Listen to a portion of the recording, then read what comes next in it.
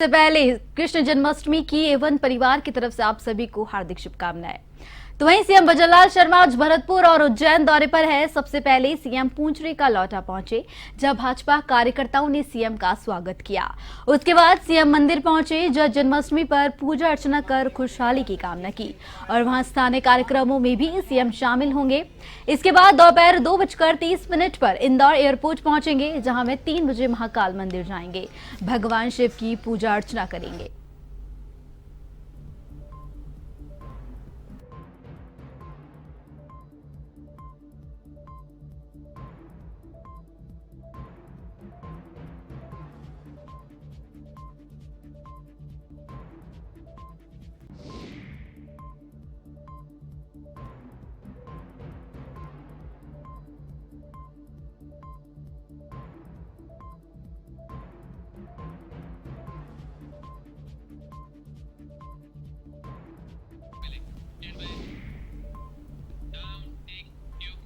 Police महानिदेशक उत्कल रंजन साहू आज जोधपुर दौरे पर है। डीजीपी साहू ने पुलिस लाइन स्थित बैरक और महिला कैंटीन की सौगात दी। इस दौरान उन्होंने कहा कि पुलिस 24 घंटे कार्य करती है, लेकिन आमतौर पर पुलिस की इमेज बाहर कुछ ठीक नहीं है। जब समाज से कोई भी आते हैं और हमारी मदद करते हैं तो हमें बहुत खुशी होती है कि कोई तो वर्ग है जो हमारे काम की सराहना करते हैं और हमारी सहायता करते हैं। पहले पुलिस में महिलाओं की संख्या इतनी नहीं थी, अब जब संख्या बढ़ गई है तो उनकी जो सुविधाएं उनको मिले, ताकि ड्यूटी करने के साथ साथ उनको तनाव मुक्त माहौल मिले। इस दौरान पुलिस कमिश्नर राजेंद्र सिंह सहित सभी पुलिस अधिकारी मौजूद रहे।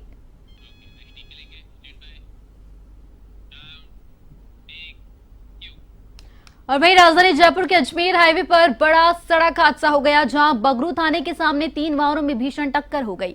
हादसे में ट्रेलर की केबिन में फंसे चालक और खलासी की आग लगने से मौत हो गई। अचानक ट्रेलर में आग लगने की वजह से दोनों जिंदा जल गए।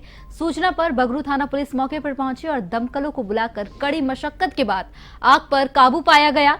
डीओ उदय सिंह ने बताया कि बगरू थाने के सामने 2 ट्रेलर और एक दूध के टैंकर में भिड़ंत हो गई। इस हादसे के बाद जयपुर अजमेर हाईवे पर लंबा जाम लग गया। पुलिस अधिकारियों ने दुर्घटनाग्रस्त वाहनों को मुख्य मार्ग से हटाकर वाहनों का आवागमन सुचारू करवाया। ट्रक का केबिन पूरी तरह से जल गया है, उसमें बैठे ड्राइवर, क्लीनर और दस्तावेज भी पूरी तरह से जल गए हैं। ट्रक के नंबर के आधार पर मालिक की पहचान करने का प्रयास किया जा रहा है।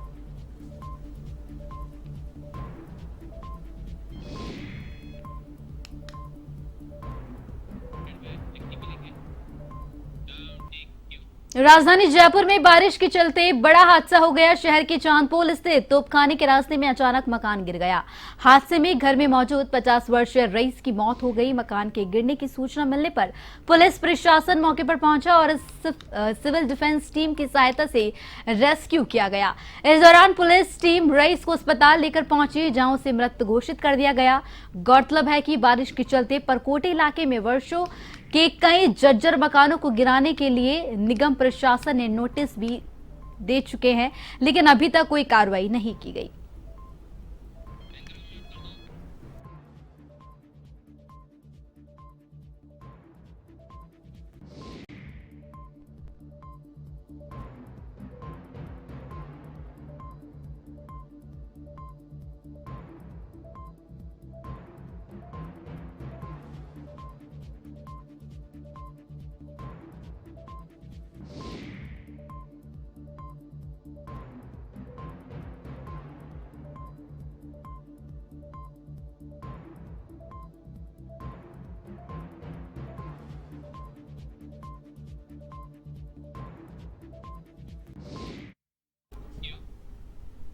और अब बात धौलपुर की करेंगे, जहां धौलपुर जिले के मनिया थाना क्षेत्र में एक ही परिवार के आधा दर्जन बच्चों की तबीयत खराब हो गई, जिससे बच्चों की तबीयत खराब होने से परिजनों में हड़कंप मच गया।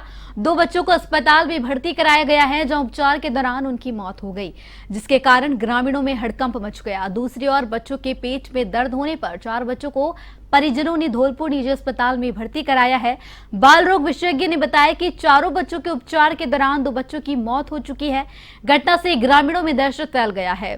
फिलहाल चिकित्सा विभाग की टीम जांच पड़ताल कर रही है। एक बच्ची मेरी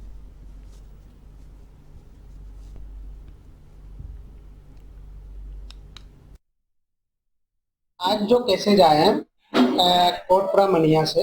अभी मैं कलेक्टर साहब के और पीओ साहब के आदेशानुसार इस अस्पताल में जो निजी अस्पताल है उसमें मैं देखने आया था।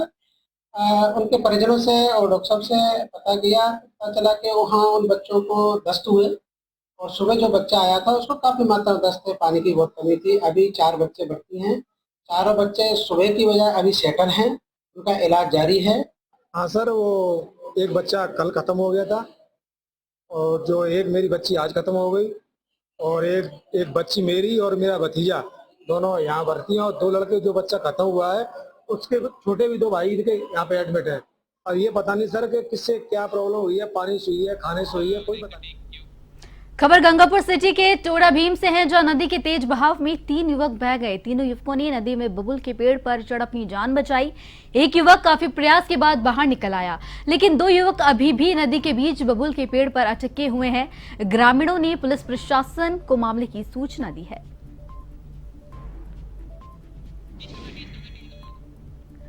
और बता दें कि गंगापुर सिटी के टोड़ा भीम से आपको खबर बता रहे हैं, जहां पर नदी के तेज बहाव में आने से 3 युवक बह गए, जिसके बाद तीनों युवकों ने एक बबूल के पेड़ पर चढ़कर अपनी जान बचाई। और वहीं अब पुलिस प्रशासन और रेस्क्यू टीम द्वारा लगातार जो है काम किया जा रहा है ताकि 2 युवकों को भी सुरक्षित बाहर निकाल लिया जाए।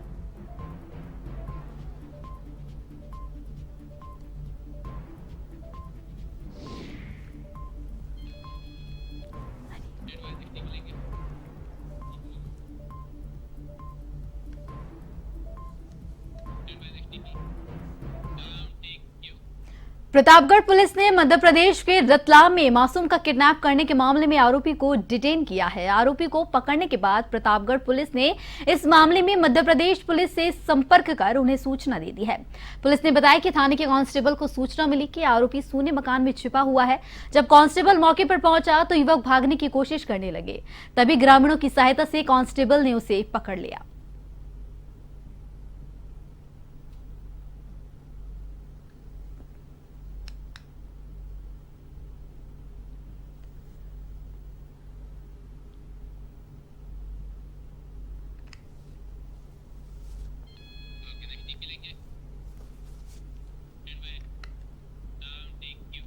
गंगापुर सिटी के कुनकटा कला में आकाश में बिजली गिरने से बच्चों की मौत हो गई। जानकारी के अनुसार बारिश के दौरान गाय को भीतर बांधने के लिए बाहर गया था, तभी बिजली गिरने से मौत हो गई। परिजन घायल अवस्था में ही अस्पताल लेकर पहुंचे तो वहीं चिकित्सक ने उसे मृत घोषित कर दिया। सदर थाना पुलिस भी मौके पर पहुंची, वहीं शव का पोस्टमार्टम कराकर शव परिजनों को सौंप दिया गया है।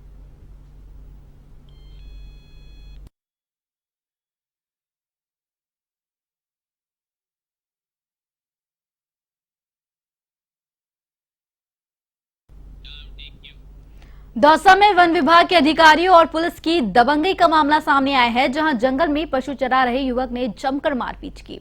पीड़ित बनवारी लाल गुर्जर ने वन विभाग के अधिकारियों पर गंभीर आरोप लगाए हैं। पीड़ित ने कोलवा पुलिस थाने पहुंचकर शिकायत भी दर्ज कराई है, लेकिन पुलिस पीड़ित की शिकायत पर कोई कार्रवाई नहीं कर रही, बल्कि पीड़ित बनवारी लाल गुर्जर पर पुलिस राजीनामे का दबाव बना रही है।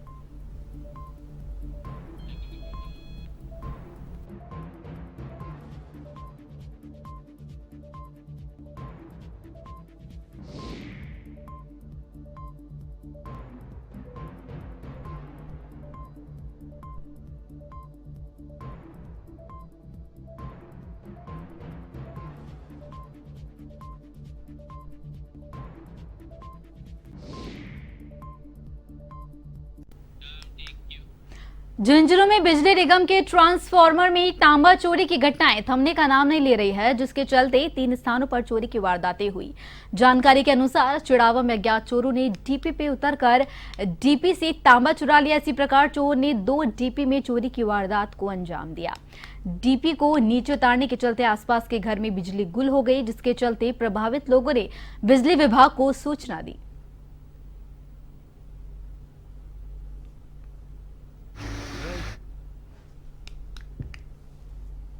लगभग कोई अज्ञात चोर आए हैं और वो ट्रांसफार्मर को चोरी की इन्होंने, और हमारे कुएं की पाइपें थी 8-10 पाइपें चोरी करके लेके गए हैं। प्लास्टिक की पाइपें थी, उनको वो 5-6 पाइपों को डैमेज काट के घेर के गए हैं।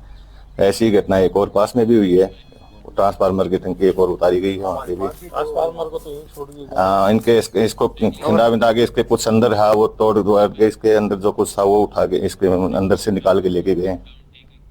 और पालनपुर के अंबाजी मंदिर परिसर में स्थित राजपूत समाज भवन में क्षत्रिय राजपूत सुप्रीम काउंसिल की बैठक हुई। लक्ष्मण सिंह की अध्यक्षता में यह बैठक आयोजित हुई। बैठक में सामाजिक मुद्दों और संगठन के आगामी कार्य योजना पर विस्तार से चर्चा की गई। साथ ही लक्ष्मण सिंह ने बैठक को संबोधित कर संगठन के उद्देश्य की जानकारी दी और अधिक से अधिक राजपूत समाज के लोगों को संगठन की सदस्यता दिलाकर समाज हित का कार्य करने का आह्वान किया। वहीं मूल सिंह गोहिल ने कहा कि संगठित संस्कार और शिक्षण के उद्देश्य को लेकर क्षत्रिय राजपूत सुप्रीम काउंसिल संगठन समाज में महत्वपूर्ण कार्य कर रहा है। साथ ही जबर सिंह झाला ने कहा कि राजपूत समाज को संगठित कर एक मंच पर लाने का प्रयास क्षत्रिय राजपूत सुप्रीम काउंसिल संगठन कर रहा है, जिसको लेकर प्रत्येक जिले में संगठन की बैठक आयोजित हो रही है। जिला स्तर की बैठक संपन्न होने के बाद ब्लॉक स्तर की बैठक आयोजित की जाएगी। इस मौके पर कल्याण सिंह, रविंद्र सिंह सहित बड़ी संख्या में जिला संगठन के पदाधिकारी और राजपूत समाज के समाज बंधु मौजूद रहे।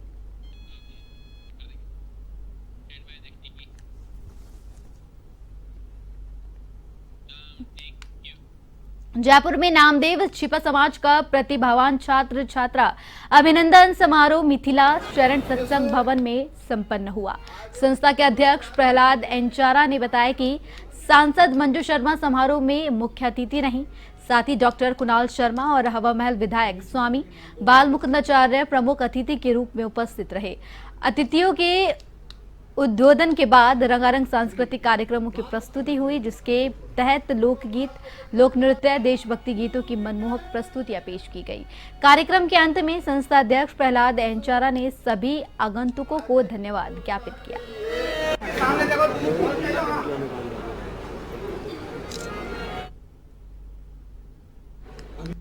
आज नामदेव छिपा समाज की ओर से सांगानेर में हर वर्ष की भांति एक सामूहिक सम्मेलन भी है और जो छात्र छात्राएं जो अच्छे अंक प्राप्त करते हैं और या खेल कूद में प्रतियोगिताओं में भाग लेकर और वो अच्छे उत्तीर्ण होते हैं, उनको सम्मान समारोह का कार्यक्रम छिपा समाज करता है।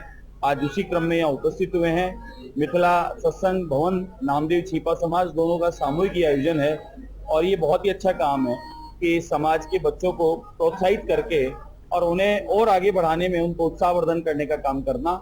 तो मैं आज जिन सबको सम्मानित किया गया उन्हें बहुत आशीर्वाद शुभकामनाएं अपनी ओर से देता हूँ। उनका अभिनंदन किया जाएगा जिन्होंने 75% से ऊपर अंक प्राप्त किए हैं।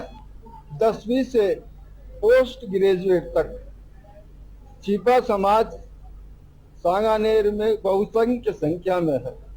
यहाँ 10,000 परिवार सांगानेर में रहते हैं और इनका व्यवसायिक हाथ छपाई का कार्य है। ये हाथ छपाई का कार्य करते हुए जयपुर में कृष्ण जन्माष्टमी की पूर्व संध्या पर कृतज्ञ फाउंडेशन के द्वितीय रक्तदान शिविर आयोजित करवाया गया। शिविर में लोगों ने उत्साह के साथ रक्तदान किया, तो वहीं एवन टीवी के स्टाफ सदस्यों ने भी रक्तदान किया। फाउंडेशन ने सभी रक्तदाताओं को प्रशस्ति पत्र देकर संदेश दिया कि रक्तदान स्वास्थ्य वर्धक है और समाज के लिए पूर्ण रूप से उपयोगी है।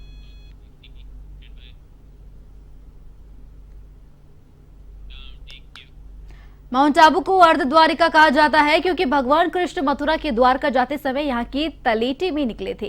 माउंट आबू का बिहारी जी मंदिर विश्व प्रसिद्ध है। कृष्ण जन्माष्टमी पर गुजरात से भारी संख्या में श्रद्धालु माउंट आबू आते हैं।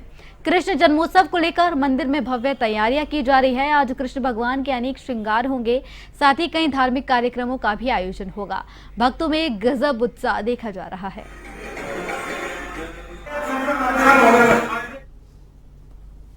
बिहारी जी स्वरूप है राधा कृष्ण, इनका मथुरा के साथ मनाते हैं हम लोग।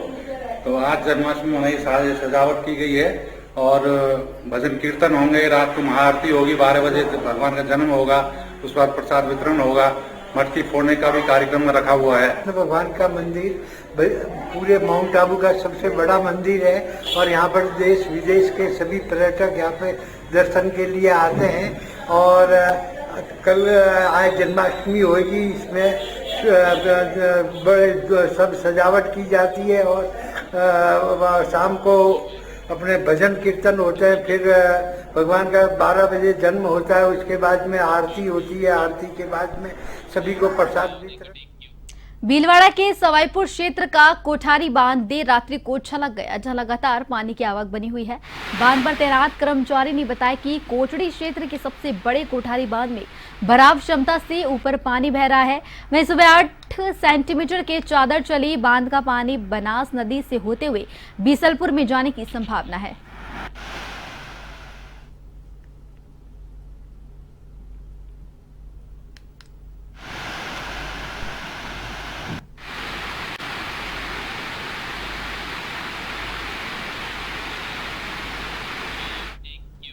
जयपुर में राष्ट्रीय आयुर्वेद संस्थान के पंचकर्म विभाग की 3 दिवसीय राष्ट्रीय कार्यशाला का समापन हुआ। समापन समारोह की अध्यक्षता कुलपति प्रोफेसर संजीव शर्मा, पंचकर्म विभागाध्यक्ष डॉक्टर गोपेश मंगल, डॉक्टर सर्वेश कुमार सिंह ने की। कुलपति प्रोफेसर संजीव शर्मा ने आयुर्वेद और पंचकर्म की जानकारी दी और वर्तमान समय में पंचकर्म उपक्रमों की मानकीकरण की आवश्यकताओं पर आयोजित राष्ट्रीय कार्यशाला की सराहना की। कार्यशाला में स्नेहन संवेदन कर्म के 36 उपक्रमों का मानकीकरण किया गया, जिसमें देश के विभिन्न राज्यों से 14 विशेषज्ञ सम्मिलित हुए।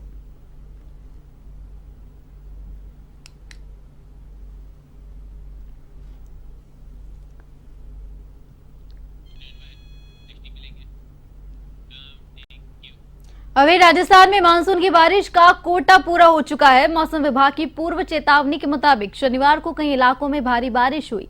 आईएमडी ने फिर बांसवाड़ा समेत प्रदेश के 4 जिलों में बारिश का रेड अलर्ट जारी कर दिया है। इनमें बांसवाड़ा के अलावा डूंगरपुर, झालावाड़ और प्रतापगढ़ में भारी से भारी बारिश का रेड अलर्ट जारी किया गया है। इनके अलावा 10 जिलों में अति भारी बारिश की चेतावनी दी गई है।